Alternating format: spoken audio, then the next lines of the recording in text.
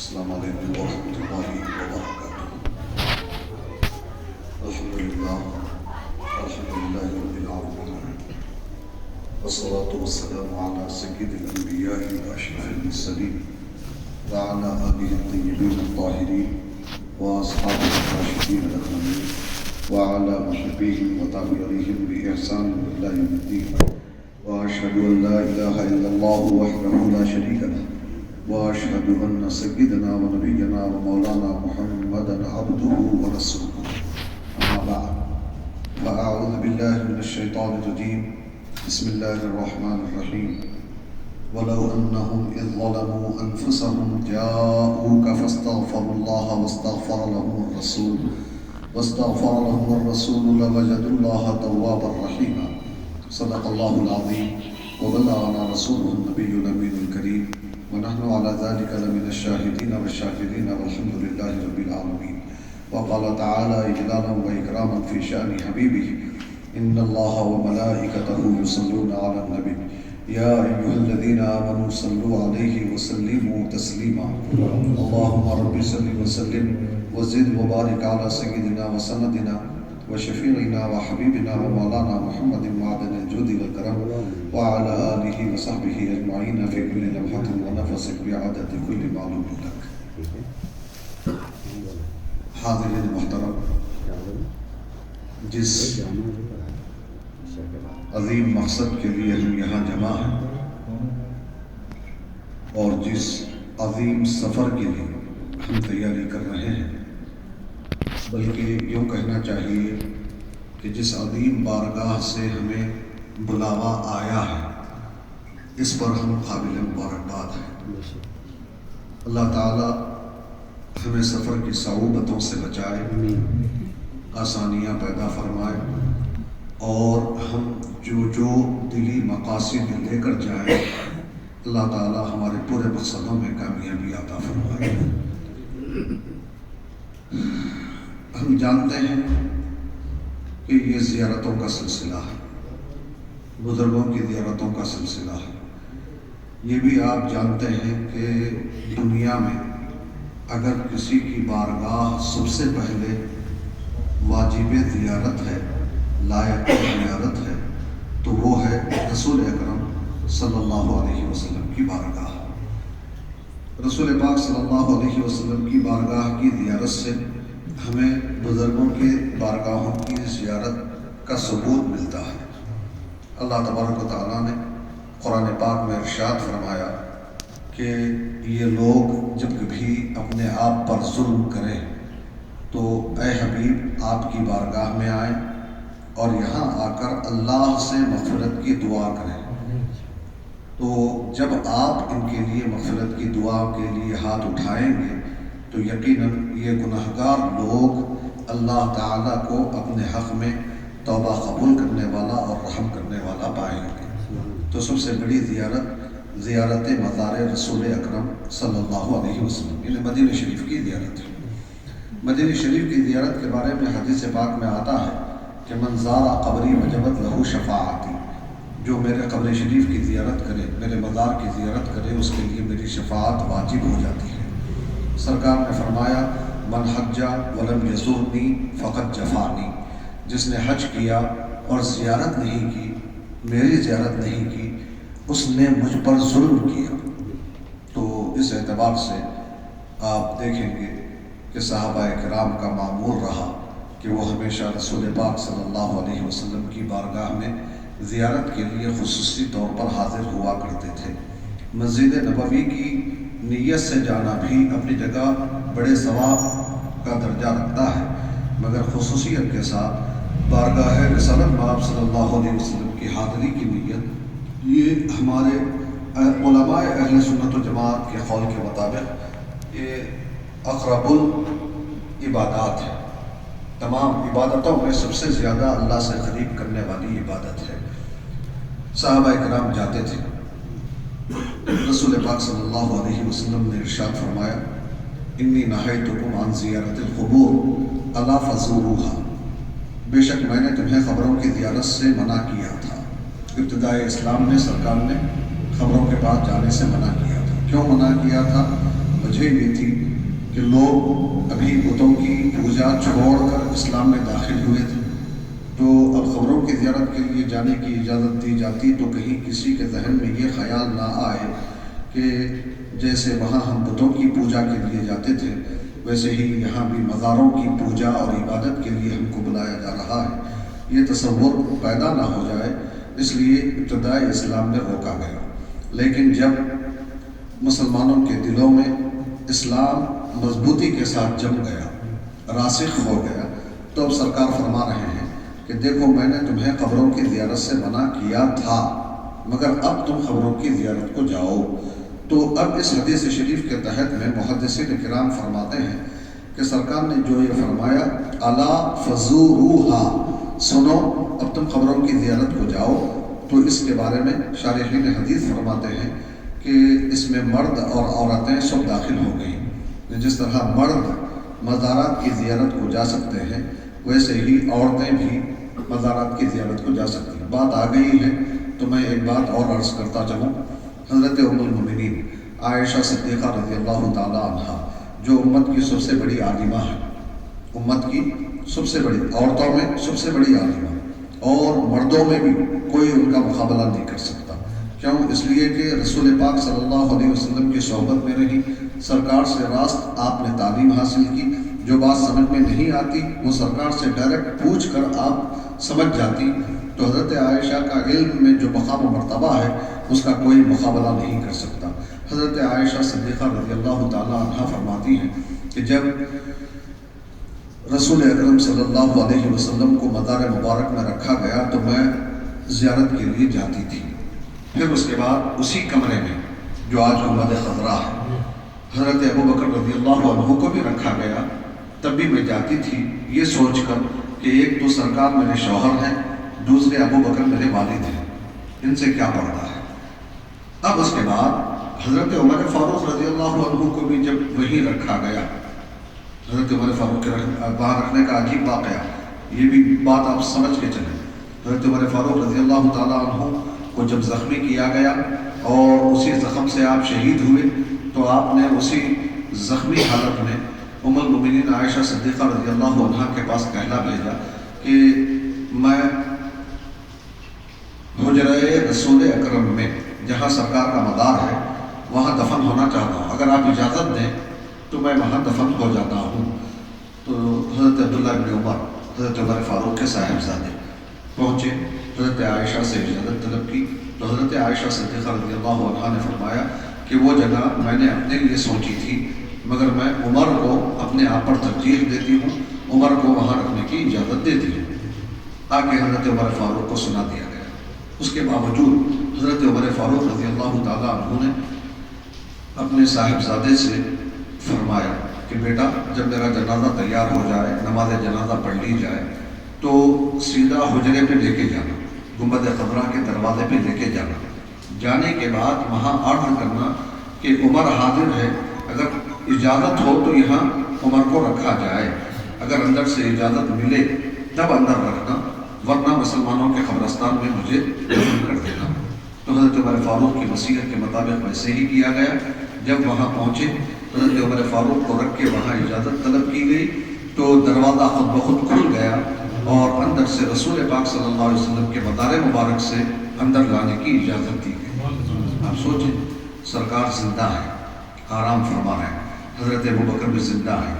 حضرت ابو بکر، اب جتنے بھی مسلمان ہوتے ہیں آپ جانتے ہیں کہ خبر میں رکھنے کے بعد فرشتے آتے ہیں، سوال جواب کرتے ہیں۔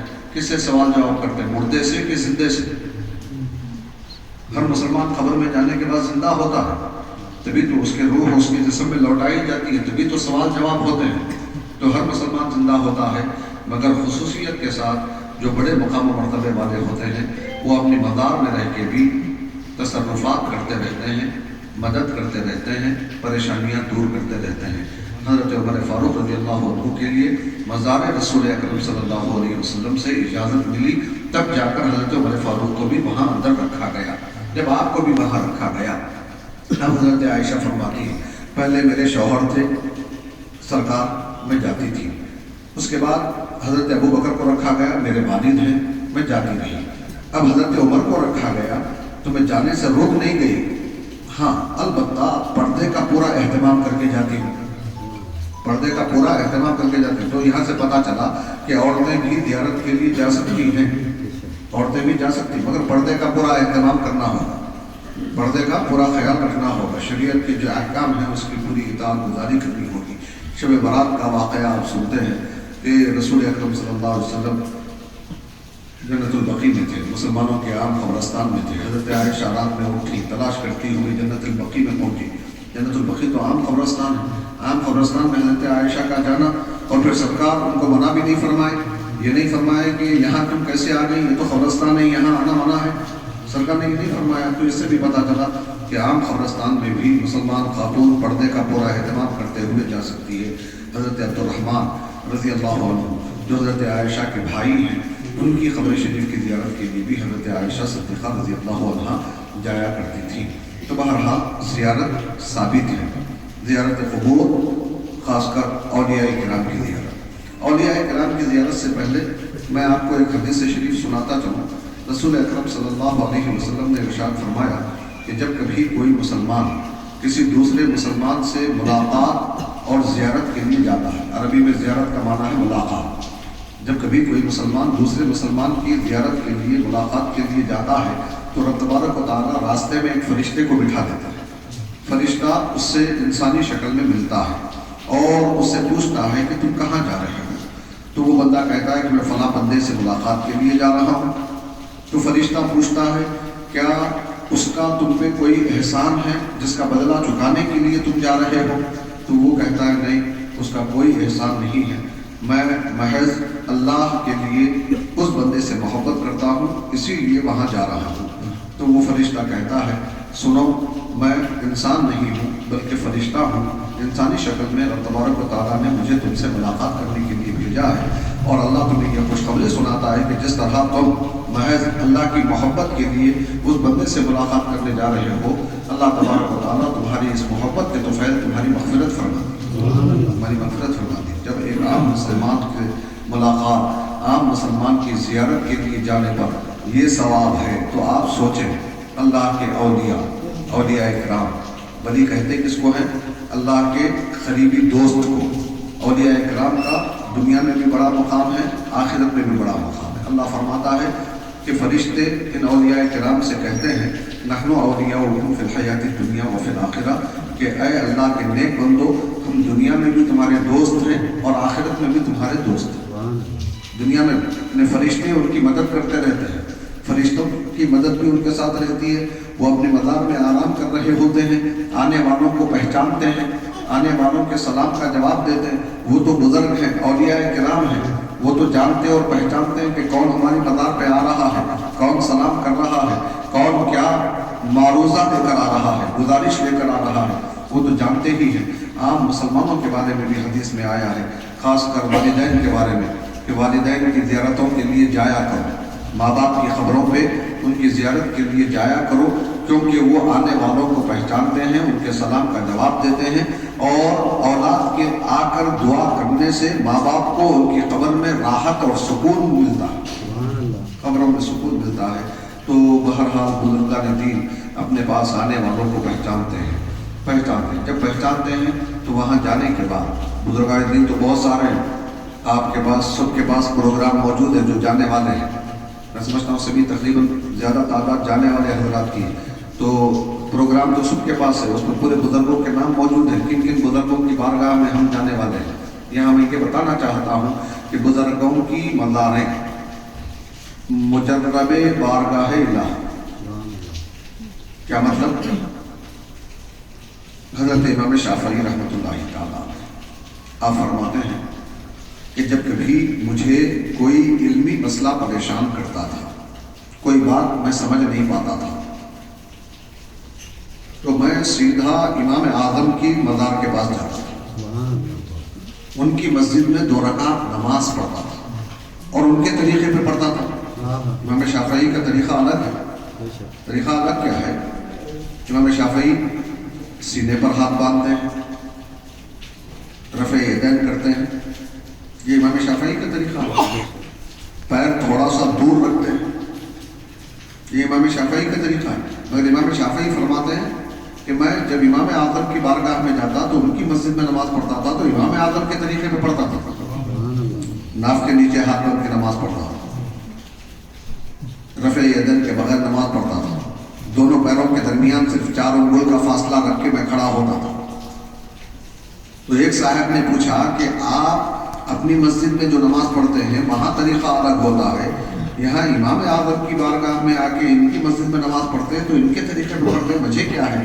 تو آپ فرماتے ہیں کہ میں اتنے بڑے امام کی بارگاہ میں آیا ہوں تو مجھے شرم آتی ہے کہ اپنے اجتہاد کردہ مسئلے پر عمل کروں، میں اسی طریقے پر یہاں آ کے عمل کروں گا جو امام اعظم و حنیفہ رحمۃ اللہ علیہ کا اجتہاد کردہ مسئلہ ہے، ان کا قرآن و حدیث کی روشنی میں بتایا ہوا طریقہ ہے۔ اب دیکھیں کہ اتنے بڑے بزرگ ہیں، وہاں جا کے وہاں 2 رکعت نماز پڑھی، اس کے بعد فرماتے ہیں کہ میں جاتا تھا امام اعظم کی مزار پہ، وہاں کھڑے ہو کے دعا کرتا تھا تو اللہ تبارک و تعالیٰ حضرت امام اعظم کی برکت سے میرے مسئلے کو حل کر دیتا، جو بات مجھے سمجھ میں نہیں آ رہی ہوتی تھی وہ آسانی سے سمجھ میں آ جاتی تھی۔ حضرت موسیٰ کاظم رضی اللہ عنہ یہ بھی ہماری زیارتوں میں شامل ہیں، ان کی مزار مبارک کے بارے میں علماء کرام کا متفقہ فیصلہ ہے کہ قبر موسیٰ کاظم مجرب تریاق لإجابت الدعاء، کیا معنی کہ حضرت موسیٰ کاظم کی قبر رضی اللہ عنہ، حضرت موسیٰ کاظم رضی اللہ عنہ کی قبر دعا کی قبولیت کے لیے تریاق مجرب ہے۔ مجرب کا کیا معنی ہے؟ مجرب کا معنی ہے کہ ایک آدھ مرتبہ یہ واقعہ پیش نہیں آیا کہ ایک مرتبہ میں گیا تھا دعا قبول ہو گئی، دوسری مرتبہ پھر قبول نہیں ہوئی، ایسا مطلب نہیں۔ مجرب کا مطلب ہے تجربہ کیا ہوا، آزمایا ہوا، جب بھی میں جاتا تھا تب میری دعا قبول ہوتی تھی، تب میری دعا قبول ہوتی تھی۔ یہ اولیاء کرام ہیں، اولیاء کرام ہیں۔ اللہ کے رسول صلی اللہ علیہ وسلم کی بارگاہ میں جانے کا تو قرآن نے حکم دے دیا، اس پر عمل کرتے ہوئے صحابہ کرام سرکار کے وصال باکمال کے بعد بھی جایا کرتے تھے۔ حضرت عمر فاروق رضی اللہ تعالیٰ عنہ کے زمانے کا واقعہ ہے کہ ایک صاحب بارگاہ رسالت میں حاضر ہوئے اور قحط سالی کی شکوہ کی، یا رسول اللہ بارش نہیں ہو رہی ہے، سب پریشان ہیں، بارش کے لیے آپ دعا کیجیے۔ تو اس کے بعد جب وہ جا کے سو گئے تو ان کے خواب میں سرکار تشریف لائے اور فرمائے کہ جاؤ عمر کو کہہ دو کہ بارش ہوگی، لوگوں پہ تھوڑا نرمی اختیار کریں، لوگوں پہ یہی بات سرکار حضرت عمر فاروق کے خواب میں بھی جا کے فرما سکتے تھے، نہیں بلکہ ان کے خواب میں آ کے بولنے کا مطلب کیا ہے؟ تو شارحین حدیث فرماتے ہیں کہ جو آیا اس کو مشرف کر دیا۔ حضرت عمر فاروق خاص اس مقصد کے لیے حاضر بارگاہ رسالت نہیں ہوئے تھے، جو صحابی حاضر ہوئے تھے ان کو سرکار اپنے دیدار سے مشرف فرماتی۔ پتہ کیا چلا، صحابہ جاتے تھے، جا کے سرکار سے اپنی پریشانیاں سناتے تھے، دعائیں کرتے تھے اور اپنے مقصد میں کامیابیاں حاصل کرتے تھے۔ تو اللہ نے فرمایا کہ جب کبھی یہ لوگ اپنے آپ پر ظلم کریں تب بارگاہ رسالت میں حاضر ہو جائیں، وہاں آ کے اللہ سے مغفرت مانگیں، پھر اس کے بعد سرکار بھی ان کے لیے مغفرت کی دعا کر دیں گے، تب یہ لوگ اللہ کو اپنے حق میں توبہ قبول کرنے والا اور رحم کرنے والا پائیں گے۔ تو یہاں سوال یہ ہے کہ ظلم کا جو مسئلہ ہے، صبح سے شام تک ہم سے بے پناہ ظلم ہو جاتے ہیں، بے شمار ظلم ہو جاتے ہیں۔ نماز نہیں پڑھنے والے تو نہیں پڑھنے والے ہیں، جو پڑھنے والے ہیں ان سے بھی بہت سارے ظلم اپنے آپ پہ ہو جاتے ہیں۔ نماز کو پڑھنا اور پورے شرائط کے ساتھ نہیں پڑھنا بھی اپنے آپ پہ ظلم ہے۔ نماز کو پڑھنا لیکن وقت کے بعد پڑھنا یہ بھی اپنے آپ پہ ظلم ہے۔ نماز پڑھنا مگر جماعت چھوڑ کے پڑھنا یہ بھی اپنے آپ پر ظلم ہے۔ اب اس اعتبار سے آپ دیکھتے جائیں گے تو صبح سے شام تک بے شمار ظلم ہوتے جائیں گے۔ جب بے شمار ظلم ہوتے جائیں گے تو کیا ہر مرتبہ ہم بارگاہ رسالت میں حاضر ہو کر اپنے لیے گناہوں کی اللہ سے مغفرت مانگ سکتے ہیں؟ کیا ہمارے پاس اتنی گنجائش ہے کہ ہم بار بار جائیں؟ تو فرمایا کہ دیکھو، اللہ نے سرکار کی بارگاہ میں بلایا، کعبۃ اللہ میں نہیں بلایا، مسجد نبوی میں نہیں بلایا، مینا میں نہیں بلایا، مزدلفہ میں نہیں بلایا، عرفات میں نہیں بلایا، کوہ طور پہ نہیں بلایا۔ کہاں بلایا گناہگاروں کو؟ سرکار کی بارگاہ میں۔ اس میں کیا حکمت ہے؟ تو علماء فرماتے ہیں کہ اگر کعبے کو بلاتا تو کعبہ گئے بغیر کام نہ بنتا، اگر عرفات میں بلاتا تو عرفات گئے بغیر کام نہ بنتا، اگر کوہ طور پہ بلاتا تو کوہ طور گئے بغیر کام نہ بنتا، حتیٰ کہ اگر مسجد نبوی میں بھی بلاتا تو وہاں گئے بغیر کام نہ بنتا۔ کیوں؟ اس لیے کہ مسجد نبوی کا کوئی جانشین نہیں ہے، کعبے کا کوئی جانشین نہیں ہے۔ سرکار کی بارگاہ میں بلایا اور سرکار کے جانشین دنیا کے کونے کونے میں پھیلے ہوئے ہیں۔ سرکار نے خود فرمایا العلماء ورثۃ الانبیاء، علماء ربانیین یعنی اللہ والے یہ انبیاء کرام کے جانشین ہیں۔ جانشین کسے کہتے ہیں؟ آسان لفظوں میں سمجھیں کہ تیمم وضو کا جانشین ہے۔ جانشین کا معنی خلیفہ، تیمم وضو کا خلیفہ ہے۔ کیا مطلب؟ اگر کسی وجہ سے وضو نہ کر سکو تو جو کام وضو سے کر سکتے ہو وہی کام تیمم سے بھی کر سکتے ہو۔ وضو کر کے نماز پڑھ سکتے تھے، تیمم کر کے نماز بھی پڑھ سکتے ہو۔ وضو کر کے قرآن کو چھو سکتے تھے، تیمم کر کے بھی قرآن کو چھو سکتے ہو۔ تو جو کام اصل کا ہے، وضو اصل ہے، تیمم اس کا خلیفہ ہے۔ جو کام اصل کا ہے، اصل نہ ملنے کی صورت میں خلیفہ سے وہ کام نکالا جا سکتا ہے۔ تو بلا تشبیہ و تمثیل رسول پاک صلی اللہ علیہ وسلم کی بارگاہ میں ہمارا بار بار پہنچنا یہ ناممکنات میں سے ہے، اور ہم صبح سے شام تک روزانہ اپنے آپ پر بے شمار ظلم کرتے رہتے ہیں۔ تو اللہ تبارک و تعالیٰ نے کعبے میں نہ بلا کر، مسجد نبوی میں نہ بلا کر، کسی اور جگہ نہ بلا کر اپنے رسول کی بارگاہ میں اس لیے بلایا کہ اگر وہاں تم نہ پہنچ سکو تو ان کے جانشینوں کے پاس پہنچ جاؤ، ان کے جانشینوں کے پاس پہنچ جاؤ۔ اور جب ان کے جانشینوں کے پاس پہنچ جاؤ گے، اور یہ جانشین اللہ کے رسول کے جانشین ہیں، اللہ کے محبوب بندے ہیں، جب ان کے پاس پہنچ کے تم اللہ سے مغفرت کی دعا کرو گے، اللہ سے مغفرت کی دعا کرو گے، اور یہ جانشین بحیثیت جانشین حضرت پیران پیر بحیثیت جانشین رسول، نائب رسول، خلیفہ رسول، حضرت امام اعظم بحیثیت جانشین رسول تمہارے لیے مغفرت کی دعا کرنے ہاتھ اٹھا دیں گے، تو یقیناً اس وقت میں اللہ تبارک و تعالیٰ تمہارے گناہوں کو معاف فرمائے گا، تمہاری توبہ کو قبول فرمائے گا، تم پر رحم کی بارش برسائے گا، رحمتوں کی بارش۔ اب سوال یہ ہے کہ ہم زیارت کریں تو کیسے کریں؟ جو ہمارے مصاحبین ہیں، رفقائے سفر ہیں، وہ تو راستے میں بھی مسائل پوچھتے رہیں گے، اور انشاءاللہ ہماری معلومات کے حد تک مسائل سے واقف کرتے رہیں گے۔ میں یہاں طریقہ زیارت بھی آپ کو بتا دینا چاہتا ہوں۔ طریقہ زیارت کیا ہے؟ طریقہ زیارت یہ ہے کہ آپ وضو کر لے کر باوضو، بغیر وضو کے بھی زیارت کر لیں تو گناہ نہیں ہے، مگر وضو کر کے آپ زیارت کریں۔ وضو کر کے بعد کہاں سے جائیں گے؟ جو مزار مبارک کا پائنتی کا حصہ ہے، قدموں کا حصہ ہے، جسے پائن کہا جاتا ہے، وہاں سے اندر داخل ہوں گے۔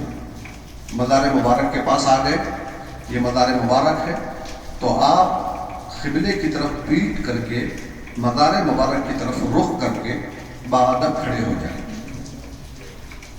پہلے ہاتھ باندھ کے ادب سے سلام عرض کر کے، اس کے بعد آپ قرآن پاک کی جتنی تلاوت کر سکتے ہیں، جتنے سورے آپ پڑھ سکتے ہیں۔ اگر کسی کو قرآن پاک کی سورتیں یاد نہیں ہیں تو درود شریف وغیرہ جو ذکر و اذکار کی کلمات ہیں، وہ جتنی دیر دل جمعی کے ساتھ، اطمینان کے ساتھ، پوری یکسوئی کے ساتھ ٹہر کر صاحب مدار کی طرف متوجہ ہو کر، پیران پیر کی طرف، امام اعظم کی طرف، حضرت سری سختی رحمۃ اللہ تعالیٰ علیہ کی طرف، امام شبلی رحمۃ اللہ، جتنے اولیاء کرام کی مزارات پر ہم جائیں گے، ان کی مزار کی طرف، ان کی طرف متوجہ ہو کر آپ پڑھیں گے جتنی دیر آپ کو یکسوئی حاصل ہو۔ جب آپ یہ محسوس کریں کہ اب ہم کو یہاں سے ہٹنا ہے، تو اب آپ وہاں ہاتھ اٹھا کر فاتحہ پڑھیں، اور فاتحہ کا سب سے مختصر طریقہ کم سے کم 1 مرتبہ سورہ فاتحہ، 3 مرتبہ سورہ اخلاص، اور 1 مرتبہ درود شریف، کم سے کم۔ آپ جب اپنے قیام گاہ سے مزار کی طرف چلیں گے تو راستے میں آپ جو قرآن یاد ہے وہ پڑھتے چلیں گے، یا اگر قرآن یاد نہیں ہے تو درود شریف پڑھتے چلیں گے. تو جو کچھ آپ نے پڑھا ہے راستے میں مدار مبارک تک جانے تک، وہ سب کا ثواب آپ سب سے پہلے رسول اکرم صلی اللہ علیہ وسلم کی بارگاہ میں بطور تحفہ کے پیش کریں گے. آپ عرض کریں گے کہ اے اللہ، ہم نے جو کچھ پڑھا ہے، چاہے قرآن کریم ہو، چاہے درود شریف ہو، چاہے اذکار و اوراد ہو، ان سب کا ثواب حضور علیہ السلام کی بارگاہ میں تحفہ ہے. پھر حضور کے صدقے میں تمام انبیاء، اولیاء، شہداء، صلحاء کی بارگاہوں میں تحفہ ہم پیش کرتے ہیں. پھر اس کے بعد خصوصیت کے ساتھ صاحب مدار حضرت پیران پیر غوث اعظم دستگیر علیہ رحمت و رضوان کی بارگاہ میں ہم یہ تحفہ پیش کرتے ہیں. پھر اس کے بعد اپنے مقصد کی دعا کریں جو آپ مانگنا چاہتے ہیں. اچھا، مانگے کیسا؟ اس بارے میں دو رائے. ایک رائے یہ ہے کہ ان کے وسیلے سے اللہ سے مانگیں، یا اللہ ان کے وسیلے سے ہماری یہ ضرورت پوری فرما، ہمارا یہ مقصد پورا فرما. ایک طریقہ. دوسرا طریقہ یہ ہے کہ راست صاحب مدار سے بھی مانگا جا سکتا ہے. یا شیخ عبد القادر جیلانی، ہماری فلاں ضرورت پوری کر دیجیے، ہمارا فلاں مقصد پورا کر دیجیے. اے امام اعظم ابو حنیفہ رضی اللہ عنہ، آپ ہماری فلاں ضرورت پوری کر دیجیے. اے امام حسین رضی اللہ عنہ، آپ ہماری فلاں ضرورت پوری کر دیجیے. راست ان سے بھی مانگا جا سکتا ہے. اس کے لیے دلیل کیا ہے؟ راست مانگنا، ارے مانگنا تو اللہ سے ہے، ان سے کیسے مانگا جا سکتا ہے؟ کیا یہ دے سکتے ہیں؟ کیا ان کی کوئی حکومت ہے، طاقت ہے، مملکت ہے؟ ہاں، سرکار فرماتے ہیں کہ روئے زمین پر ہمیشہ کم سے کم 40 اولیاء کرام موجود رہتے ہیں، اور ان اولیاء کرام کا جو مرکزی مقام ہے وہ ملک شام. اور ان 40 اولیاء کرام کو ولایت میں ابدال کہا جاتا ہے. ابدال. پھر یہ کیا 40 مرتے نہیں؟ تو فرمایا کہ ان 40 میں سے جب کسی کا انتقال ہو جاتا ہے، رب تبارک و تعالیٰ عام مسلمانوں میں سے کسی ایک کو ترقی دے کے ان کی تعداد کو باقی رکھتا ہے. یعنی 40 کی تعداد کبھی ختم نہیں ہوتی. پھر سرکار فرماتے ہیں کہ انہی کے سبب سے بارشیں برستی ہیں، انہی کے سبب سے رزق دیا جاتا ہے، انہی کے سبب سے مدد کی جاتی ہے. تو یہ اولیاء کرام ہیں کہ ان سے راست مانگا جا سکتا ہے. جب ان کے سبب سے اللہ تعالیٰ دے رہا ہے، یہ اللہ کے مقرب بندے، تو ٹھیک ہے، اب ان کے وسیلے سے مانگو. ڈائریکٹ ان سے کیسے مانگتے ہو؟ تو اس کے لیے دلیل یہ ہے کہ حضرت ربیعہ رضی اللہ عنہ نے بارگاہ رسالت میں جب خدمت انجام دی، سرکار کے نالے نے مبارک سیدھے کیے، مسواک پیش کیا، وضو کا پانی پیش کیا. یہ ہمیشہ خدمت کرتے تھے. نام تھا حضرت ربیعہ رضی اللہ عنہ. تو ایک مرتبہ دریائے کرم جوش میں تھا. سرکار نے فرمایا سل، اے ربیعہ مانگو، اے ربیعہ مانگو. تو حضرت ربیعہ بولے اسألک مرافقتک فی الجنہ، یا رسول اللہ میں آپ سے جنت بھی مانگتا ہوں، جنت میں آپ کا ساتھ بھی مانگتا ہوں. آپ کی خدمت میں رہنے کا یہاں جیسا موقع ملا وہاں بھی مجھے ویسا ہی موقع مل جائے. تو سرکار نے پوچھا اوا غیر ذالک، کیا اس سے ہٹ کے بھی کوئی اور خواہش و آرزو ہے؟ یعنی یہ تو پورا ہو گئے، یہ سوال تو مکمل ہو گئے، اب کوئی اور بات ہے؟ تو انہوں نے کہا کہ یا رسول اللہ نہیں، کوئی اور خواہش نہیں ہے. تو سرکار نے فرمایا ٹھیک ہے، تم نوافل کی کثرت کرتے رہو، نوافل کی کثرت کرتے. بات ختم ہو گئی حدیث پاک کی حیثیت سے. اب شیخ عبدالحق محدث دہلوی رحمۃ اللہ تعالیٰ علیہ فرماتے ہیں سرکار نے کیا فرمایا تھا؟ سل، مانگو. تو حضرت ربیعہ کچھ بھی مانگ سکتے تھے، حضرت ربیعہ کچھ بھی مانگ سکتے تھے. سرکار نے یہ نہیں فرمایا کہ اے ربیعہ اللہ سے مانگو، اللہ سے مانگو. جب حضرت ربیعہ نے جنت کا سوال کیا تو سرکار نے یہ نہیں فرمایا اے ربیعہ جنت مجھ سے کیسے مانگ رہے ہو، جنت تو خدا کی ہے، خدا سے مانگو وہ دے گا. یہ نہیں فرمایا، بلکہ فرمایا کہ ٹھیک ہے یہ سوال تمہارا پورا ہو گیا، یہ پورا ہو گیا. تو ڈائریکٹ بندوں سے مانگنے کا سرکار خود حکم دے رہے ہیں. یہ نہیں فرما رہے ہیں کہ تم اللہ سے مانگو، بلکہ فرما رہے ہیں سل مجھ سے مانگو، مجھ سے مانگو۔ تو یہ بتا رہا ہے کہ اللہ تعالیٰ اپنے محبوبوں کو کارخانہ قدرت میں تصرف کا اختیار دیتا ہے کہ وہ جو چاہیں دے دیں، جس کو چاہیں دے دیں، جب چاہیں دے دیں۔ تو اس کے لیے وہاں جا کے دو طریقے سے مانگا جا سکتا ہے، ایک تو ان کے وسیلے سے اللہ سے مانگا جائے، دوسرا راست انہی سے مانگا جائے۔ تو اب ہمارا جو زیارتوں کا یہ سفر ہے اس اعتبار سے بھی عظیم ہے کہ بڑے بڑے بزرگ، ایسے بزرگ جن کی بارگاہوں میں ہم جانے کا سوچ بھی نہیں سکتے۔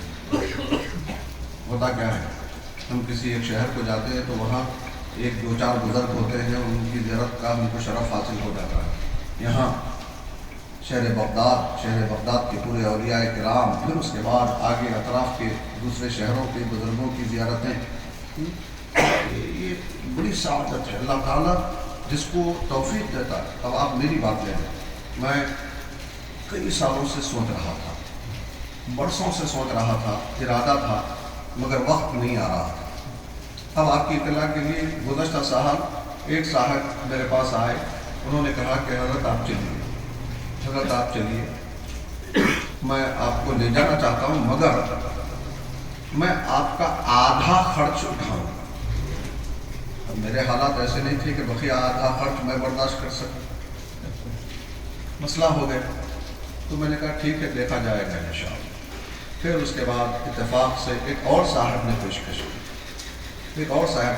کی، میں نام اگر لوں تو شاید وہ اس کو پسند نہ کرے، اس لیے میں نام نہیں لے رہا ہوں۔ تو برحال اللہ تعالیٰ ان کی غیب سے مدد کرے، ہر ضرورت کی تکمیل کرے، ہر پریشانی دور کرے۔